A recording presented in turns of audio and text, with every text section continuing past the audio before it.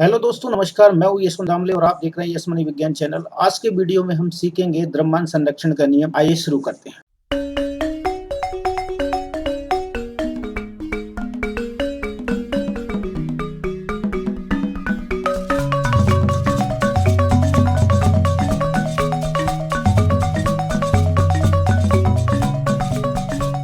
संयोजन के नियम के अंतर्गत आना है इनको।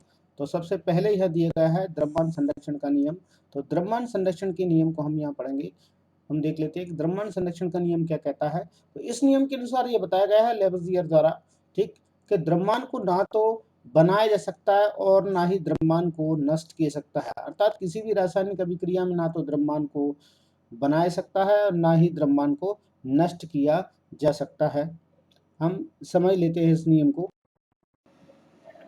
द्रव्यमान संरक्षण का नियम किसी रासायनिक अभिक्रिया में द्रव को ना तो बनाया सकता है और ना ही नष्ट किया जा सकता है, ऐसा द्रव्यमान संरक्षण के नियम के अनुसार है। और वास्तव में किसी रासायनिक अभिक्रिया में जो भी अभिकारक भाग ले रहे हैं उन सब का द्रव्यमान रासायनिक अभिक्रिया में बनने वाले उत्पाद के द्रव्यमान के लगभग बराबर होता है, ऐसा लेवुजियर ने स्पष्ट किया है फास्फोरस पेंटाक्लोराइड बनाकर फास्फोरस से वायु की क्रिया द्वारा। इसी के उदाहरण को हम समझने का प्रयास करेंगे। वास्तव में सत्य होता है। हम देख लेते हैं कि जैसे मान लीजिए किसी रासायनिक अभिक्रिया, कोई भी रासायनिक अभिक्रिया हो रही है, तो उस रासायनिक अभिक्रिया में ए पदार्थ भाग ले रहा है और एक बी पदार्थ भाग ले रहा है, तो दोनों ए और बी पदार्थ मिलकर एक नया पदार्थ बना रहे हैं जिसे हम बोलेंगे ए और बी। ठीक, ये सपोज यहाँ मानेंगे कि ए का जो वजन है, वो द्रव्यमान है, वो मान लीजिए n ग्राम है।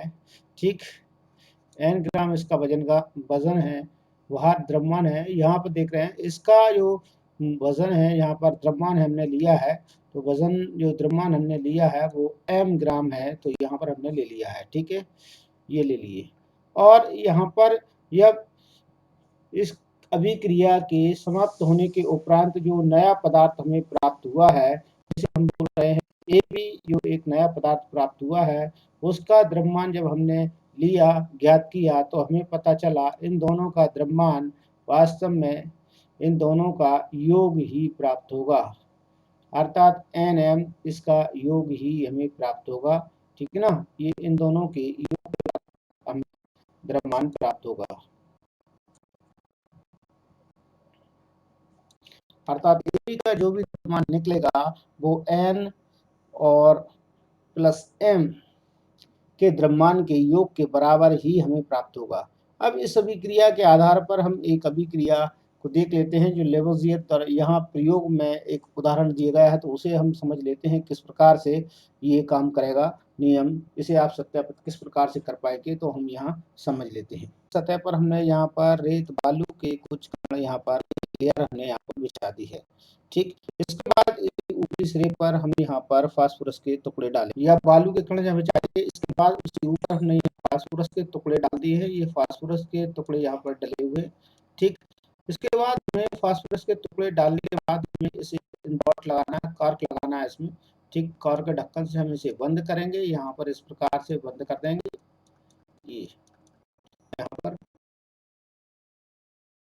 कॉर्क के ढक्कन से इसे बंद करने के पश्चात इसका वजन किया गया।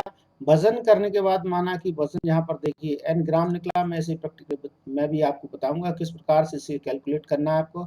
इसके बाद इसे यहाँ पर गर्म किया गया। गर्म करने के पश्चात लौ से जब जहाँ गर्म होगा, वास्तव में यहाँ पर एक नया पदार्थ बनेगा जिसे हम कहेंगे फास्फोरस पेंटॉक्साइड। ये नया यौगिक बनेगा, ठीक, उत्पाद के रूप में। और फास्फोरस पेंटॉक्साइड बना, उसका भी वजन यहाँ पर हम देखेंगे। जो पहले n ग्राम निकला था, तो बाद में भी n ग्राम निकला, अर्थात ये n ग्राम है क्या, वो हम यहाँ पर देखेंगे। ठीक, अभी तो फास्फोरस आप जानते हैं P4 इसका संकेत है, प्लस वायु लेना है, मतलब ऑक्सीजन लेंगे, एरो, और फिर हमें इसे गर्म करना है। गर्म करेंगे तो यहाँ पर बनेगा जिसे बोला जाता है फास्फोरस पेंटॉक्साइड। तो हम यहाँ ऑक्साइड हम सीधे सीधे लिख देंगे P2O5। ठीक, फास्फोरस पेंटॉक्साइड।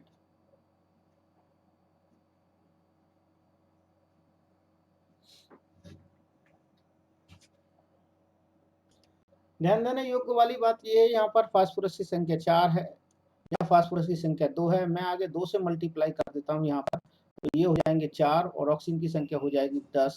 तो यहाँ पर आगे 5 से मल्टीप्लाई कर देता हूँ तो ये बराबर हो जाएंगे। अब यहाँ देखना ये हमें कि इनके वास्तव में परमाणु भार क्या होंगे, कि वास्तव में द्रव्यमान संरक्षित हैं कि नहीं। तो पहले यहाँ पर परमाणु भार हम देख लेते हैं इनके कितने हमें प्राप्त हो रहे हैं। यहाँ हम देखते हैं कि फास्फोरस का जो परमाणु भार है वो 31 होता है। ठीक, तो यहाँ पर मैं इसे 31 लिख दूंगा, ये 31 है। और इंटू 4 से डिवाइड 4 इंटू 4 है तो 4 से मल्टीप्लाई करूंगा। प्लस ऑक्सीजन में देखिए आप कितना लिखा है, पहले 5 लिखा है तो आप पहले 5 लिख देना, कोई दिक्कत नहीं। ठीक, गुणा का चिन्ह लगाएंगे आप, फिर ऑक्सीजन, एक ऑक्सीजन के लिए आप लिखेंगे 16, 16, फिर लिखेंगे आप 2, तो 2 से मल्टीप्लाई करेंगे। इस प्रकार से आप चाहें तो इसे ऐसा कर सकते हैं, या फिर आप दूसरे तरीके आप चाहें तो सीधे सीधे 10 से मल्टीप्लाई कर देंगे, इसे कोई दिक्कत नहीं है। तो यहाँ पर आप देखेंगे तो इनका उत्तर जितना आएगा, जैसे आप इसे देख लीजिए, तो इसका आंसर आएगा 120 अर्थात 124 के समथिंग इसका आंसर आएगा। ठीक, प्लस यहाँ आप देखेंगे 16 में 5 का मल्टीप्लाई करेंगे तो 80 यहाँ पर आएगा, इंटू यहाँ पर देखेंगे। ठीक, तब इसका मल्टीप्लाई आप करेंगे तो आपको यहाँ पर मिलेगा 160। ठीक, तो यहाँ पर दो मिल जाएंगे हमें, एक तो 124 और एक 160। ठीक, अब इन दोनों का योग करने पर हमें कितना प्राप्त होगा, तो आप देख पा रहे होंगे यहाँ पर 284 हमें प्राप्त होगा, दोनों का योग करने पर, प्लस करने पर ग्राम। ठीक, यहाँ पर देखेंगे आप इस साइड, यहाँ देखते हैं दाईं ओर बनने वाले उत्पाद फास्फोरस पेंटॉक्साइड में कितना द्रव्यमान हमें प्राप्त होता है, जो अभिकारक के द्रव्यमान के लगभग बराबर होना चाहिए। फास्फोरस में यहाँ पर देखिए सबसे पहले 2 लगा है तो मैं 2 लगा देता हूँ यहाँ पर, इंटू फास्फोरस का 31 होता है तो मैं 31 लिख देता हूँ, फिर इंटू 2 है तो मैं 2 कर देता हूँ, फिर दूसरा यहाँ पर फॉर्मूला लगाया, जैसे कि ऑक्सीजन आ गया तो मैं यहाँ प्लस लगा देता हूँ, दूसरा तत्व आ गया तो ठीक है। ऑक्सीजन के लिए आप यहाँ पर देखिए कि सबसे पहले गुणा में यहाँ पर कितना लगा है, 2 लगा है फॉर्मूले। आप चाहें तो इसे इस प्रकार से लिख दें, या फिर दूसरे तरीके से अपन काम करेंगे तो वहाँ लिखेंगे। ठीक है, तो यहाँ पर सबसे पहले मैं ऐसा लिख रहा हूँ, यहाँ ऑक्सीजन के लिए 16 लिख रहा हूँ, इसमें मल्टीप्लाई कितने से हो रहा है, 5 से मल्टीप्लाई हो रहा है तो 5 से मल्टीप्लाई कर देता हूँ। ये 2 का मल्टीप्लाई सभी में हो रहा है तो आप इसे कोष्टक में बंद कर दीजिए। ठीक, अब यहाँ हम देखेंगे कितना इसका आंसर आएगा, तो सबसे पहले यहाँ देखेंगे ये कितना है, ये हो जाएगा 62, यहाँ 2 मल्टीप्लाई चल ही रहा है और ये आ जाएगा 62। ठीक, इसके बाद प्लस ये आ जाएगा 8, कोष्टक बंद। यहाँ पर जब इसे आप मल्टीप्लाइड करोगे 62 को 2 से, तब यहाँ पर कितना होगा, तो ये हो जाएगा देखिए